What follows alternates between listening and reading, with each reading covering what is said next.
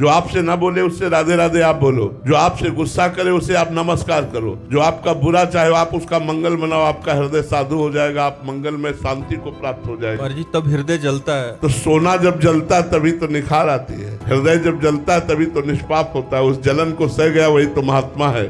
काम आया, क्रोध आया, ईर्ष्या आई, द्वेष आई, इसके प्रतिकूल आचरण करने पर हृदय जलता है। उस जलन को जो संभाल गया वही महात्मा हो जाता है। जी उसको क्षमा मतलब अंदर से प्रणाम करके या सामने से तो अहम में चोट पहुंचती है। तो अहंकार ही तो नष्ट करना, अहंकार में तो काम क्रोध लोभ राग द्वेष ये रहते हैं और किसमें रहते हैं? इसी घर को तो उजाड़ना है हमको। अहंकार रूपी घर को उजाड़ दो, निर्विकार हो गए, इसी महल में रहते हैं सारे दोस्त। अंतःकरण के अहंकार में ही ये जितने विकार हैं सब रहते हैं, उसी को तो नष्ट करना है। इसीलिए सबको प्रणाम करना है। सिय राम मैं सब जग जानी, करो प्रणाम जोर जुग पानी। तभी आप निरहंकार होगे, तभी आप महान बनोगे, तभी आप हृदय में आनंदित होगे।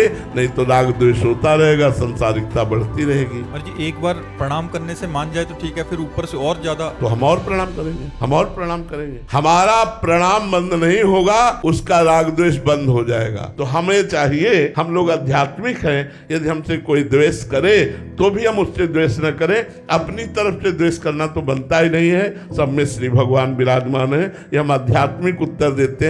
और ये कभी मत सोचिएगा कि यदि हम द्वेष करने वाले को क्षमा करते रहेंगे तो द्वेष करता ही रहेगा। नहीं, हमने आज देखा है वो प्रेम करने लगेगा, वो द्वेष नहीं करेगा, प्रेम करने लगे। क्षमा में बहुत बड़ी सामर्थ्य है और क्षमा सामने वाले को तुरंत बदल देती है। ये क्षमा आध्यात्मिक बल है, ये महान बल है। इसे सबको प्राप्त नहीं होता, सत्संगियों को प्राप्त होता है क्षमा करना। नहीं तो एक गाली दे तो दो गाली देने का मन होता है, जब एक गाली दे हम राधे राधे करके निकल जाए, यही हमारी आध्यात्मिकता है। क्षमा करना कमजोरी नहीं, बहुत बड़ा बल, बहुत बड़ा बल। क्षमा बलवान होता है, वो तो कमजोर होता है जो क्रोध करता है। क्षमा बलवान होती है।